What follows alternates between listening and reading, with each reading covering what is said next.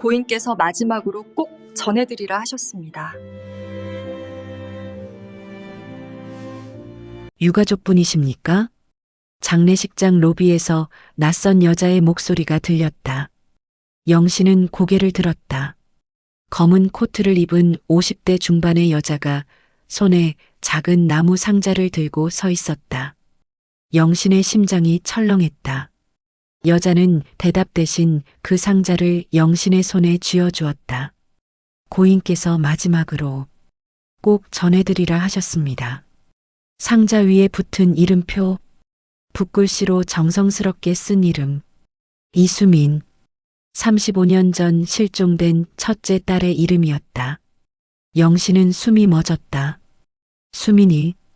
남편은 35년 동안 그 이름을 단 한 번도 먼저 꺼내지 않았다.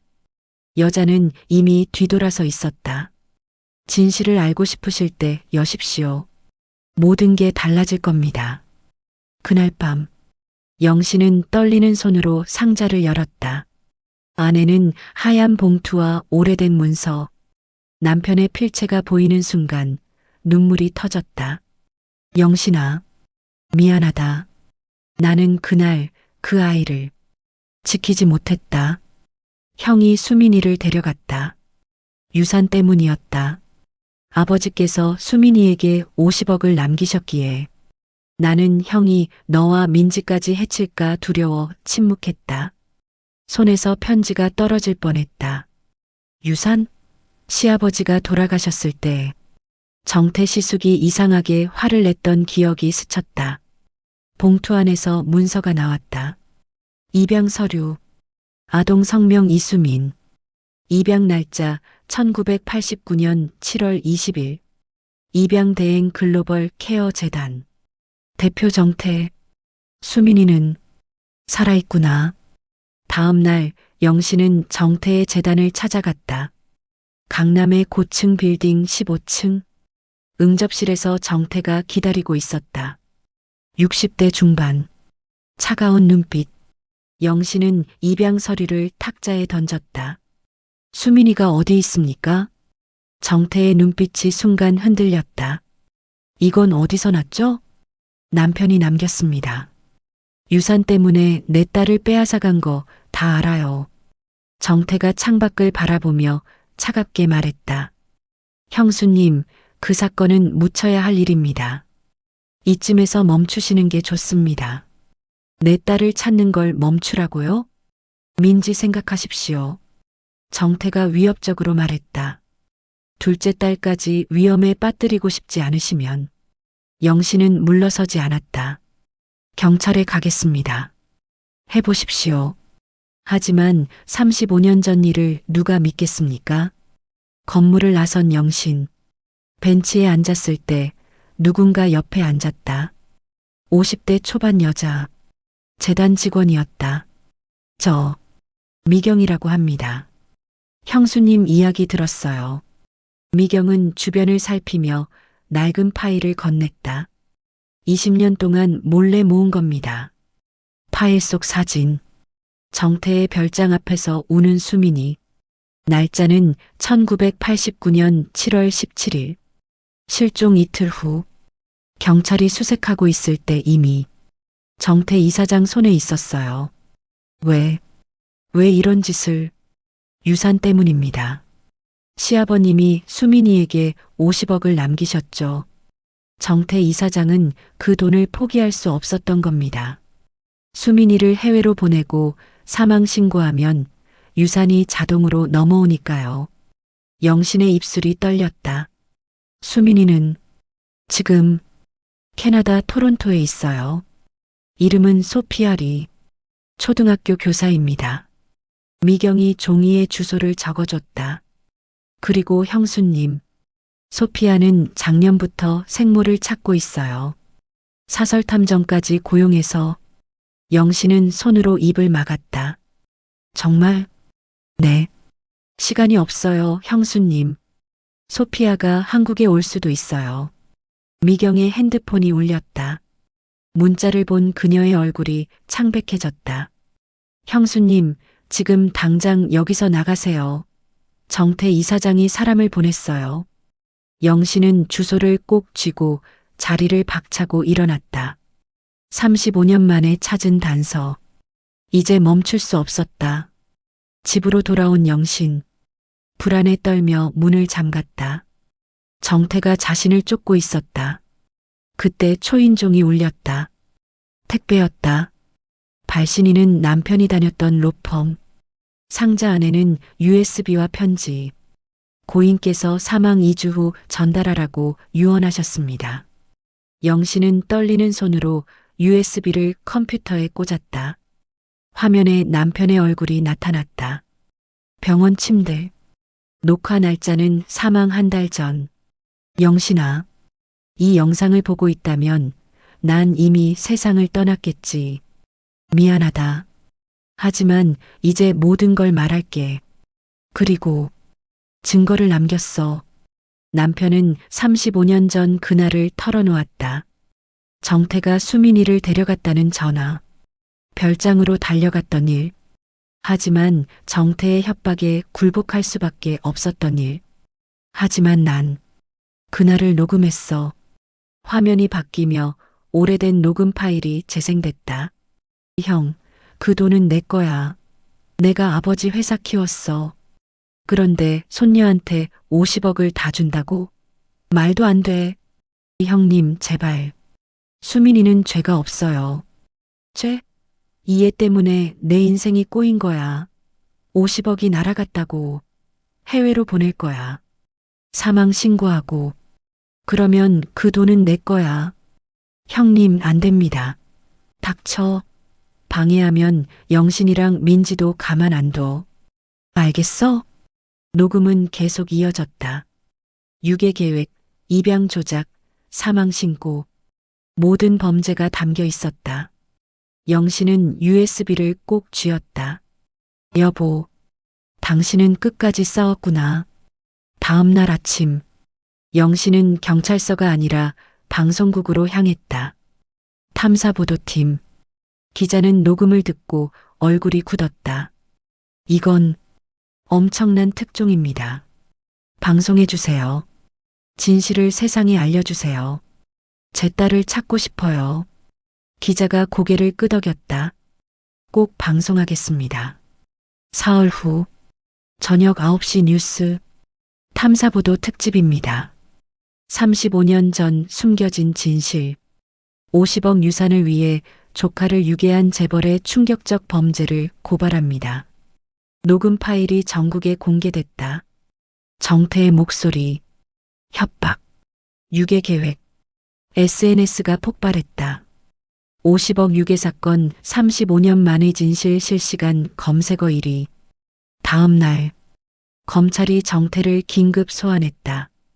일주일 후, 정태는 구속됐다. 혐의는 유괴, 사기, 횡령, 사문서 위조. 재단은 하루아침에 무너졌다. 영신은 뉴스를 보며 눈물을 흘렸다. 여보, 우리 해냈어요. 이제 수민이를 찾으러 갈게요. 영신은 캐나다행 비행기 표를 예매했다. 출발은 3일 후. 민지에게 전화했다. 엄마, 언니 찾으러 가요? 그래. 35년 만에. 꼭 데려오세요, 엄마. 저도 언니 보고 싶어요. 3일 후, 영신은 인천공항으로 향했다. 손에는 수민이의 어릴 적 사진들. 가슴에는 35년의 그리움. 이제 끝이 보였다. 토론토 피어슨 공항. 13시간의 긴 비행 끝에 영신이 입국장을 나섰다. 심장이 터질 것 같았다. 35년 만에 만나는 딸. 출구를 나서자 한 여자가 서 있었다. 30대 후반. 갈색 머리. 또렷한 눈매. 손에는 이영신이라고 적힌 피켓. 영신은 걸음을 멈췄다. 그 얼굴. 젊었을 때 자신의 모습 그대로였다. 아니, 돌아가신 시어머니를 닮았다. 수민이었다. 여자도 영신을 보자마자 얼어붙었다. 피켓이 손에서 떨어졌다. 두 사람은 그렇게 한참을 서로 바라봤다. 시간이 멈춘 것 같았다. 영신이 한 걸음 다가갔다. 떨리는 손으로 가방을 열었다. 안에서 사진 한 장을 꺼냈다. 바렌 폴라로이드. 5살 여자아이가 분홍 원피스를 입고 토끼 인형을 안고 웃고 있었다. 여자에게 사진을 보여줬다. 여자는 사진을 보는 순간 눈물이 쏟아졌다. 자신의 어린 시절. 기억나지 않지만 느껴지는 모습. 엄마. 영신은 고개를 끄덕이며 눈물을 흘렸다. 수민아. 전 소피아예요. 하지만 원래 이름이. 목소리가 떨렸다. 수민이. 맞죠? 그래. 이수민. 내 딸. 소피아가 무릎을 꿇었다. 공항 바닥에 사람들이 멈춰섰다. 엄마. 울음이 터져 나왔다. 저 버려진 줄 알았어요. 아무도 저를 찾지 않는 줄. 영신이 딸을 일으켰다. 떨리는 손으로 딸의 얼굴을 쓰다듬었다. 아니야. 엄마는 35년 동안 단 하루도 너를 잊은 적 없어. 매일 밤 내 이름을 불렀어. 수민아, 수민아. 어디 있니? 엄마가 찾으러 갈게. 매일 그렇게 기도했어. 엄마. 소피아의 목소리가 떨렸다. 정말 나를 찾았어요? 영신은 가방을 열었다. 안에는 수민이의 사진들이 가득했다. 첫돌 사진, 유치원 입학 사진, 4살 생일 사진, 실종 전날 마지막으로 찍은 사진. 35년 동안 이것들을 매일 봤어. 내가 어디서 뭘 하고 있을까? 밥은 먹었을까? 아프진 않을까? 매일매일 생각했단다. 소피아는 사진들을 보며 울었다. 엄마, 엄마. 영신이 딸을 끌어안았다. 35년 만에 포옹. 주변 사람들이 박수를 쳤다. 누군가는 같이 울었다. 엄마 나 평생 엄마 얼굴도 몰랐어요. 어떤 사람일까? 날 기억하긴 할까? 매일 궁금했어요. 엄마도 그랬어. 내가 어떻게 컸을까? 엄마 닮았을까? 아빠 닮았을까? 두 사람은 한참을 껴안고 있었다. 소피아가 영신의 손을 잡았다. 엄마, 한국말로 사랑해가 뭐예요? 영신은 딸의 손을 꼭 쥐었다. 사랑한다, 수민아. 사랑한다? 소피아가 서툰 발음으로 따라했다. 그래. 엄마는 35년 동안 하루도 빠짐없이 너를 사랑했단다. 소피아가 눈물을 닦으며 다시 말했다. 사랑한다. 엄마. 두 사람은 다시 껴안았다. 이번엔 웃으면서 6개월 후 서울중앙지방법원 정태의 최종 선고 공판. 방청석에 영신과 소피아 그리고 민지가 나란히 앉아 있었다. 판사가 판결문을 읽었다.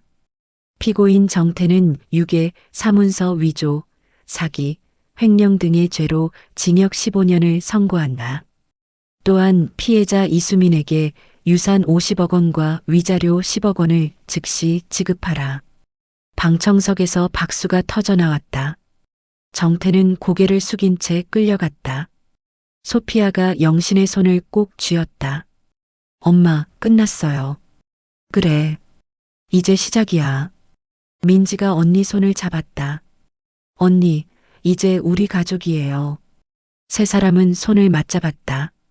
법원을 나와 택시를 탔다. 향하는 곳은 남편의 묘소. 묘소 앞. 세 모녀가 나란히 섰다. 꽃을 놓고 절을 했다. 영신이 묘비를 쓰다듬었다. 여보, 우리 해냈어요. 수민이 찾았어요. 당신이 남긴 증거 덕분에. 정의도 찾았고 우리 딸도 찾았어요. 소피아가 무릎을 꿇고 절을 했다. 서툰 한국말로 말했다. 아버지, 감사합니다. 저를 끝까지 지켜주셔서, 증거를 남겨주셔서, 아버지 덕분에 엄마를 다시 만났어요. 소피아의 눈에서 눈물이 떨어졌다. 민지도 절을 했다. 아빠, 언니 왔어요. 이제 우리 다시 가족이에요. 행복할게요. 영신이 두 딸의 어깨를 감쌌다. 우리 이제 행복하게 살자. 그게 아빠가 원하는 거야. 묘소를 나와 길을 걸었다. 봄 햇살이 따뜻했다. 벚꽃이 흩날렸다. 소피아가 영신의 팔짱을 꼈다. 엄마, 배고파요. 뭐 먹고 싶어? 떡볶이요. 한국 떡볶이. 엄마가 만들어주는 게 제일 맛있어요. 민지가 웃었다. 언니, 떡볶이 중독됐네. 매일 떡볶이. 당연하지. 35년 동안 못 먹었는걸. 이제 매일 먹을 거야. 영신이 두 딸을 바라보며 웃었다. 그래, 오늘은 엄마가 직접 만들어줄게. 떡볶이도 만들고, 김치찌개도 끓이고. 와, 엄마 최고. 세 사람은 손을 맞잡고 걸었다. 길가에 앉아있던 할머니가 그 모습을 보며 말했다. 저것 봐. 삼모녀가 얼마나 사이가 좋아. 복 받을 거야. 옆에 있던 할아버지가 고개를 끄덕였다. 가족이 저렇게 화목하면 무슨 일이든 이겨낼 수 있지. 그날 저녁, 영신의 집, 식탁에 떡볶이, 김치찌개, 잡채가 차려졌다. 세 모녀가 둘러앉았다. 영신은 남편의 사진도 식탁에 놓았다. 자, 아빠한테도 인사하자. 세 사람이 손을 모았다. 잘 먹겠습니다. 소피아가 떡볶이를 한 입 먹고 눈을 감았다.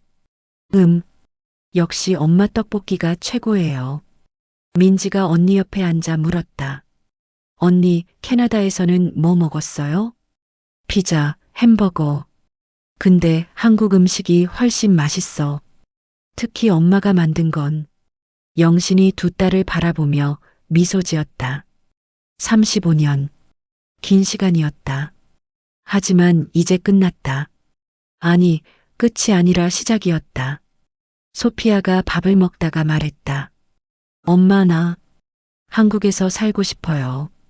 여기가 좋아요. 정말? 캐나다 일은? 학교에 사직서 냈어요. 이제 여기서 새로 시작할 거예요. 엄마, 민지 동생이랑 함께요. 민지가 언니 손을 잡았다. 언니, 정말? 응. 우리 이제 평생 함께 살자. 영신의 눈에 눈물이 맺혔다. 행복의 눈물이었다. 식사를 마치고 거실 소파에 세 사람이 나란히 앉았다. 소피아가 한국어 공부책을 펼쳤다. 엄마, 이거 어떻게 읽어요? 사랑이라고 읽어.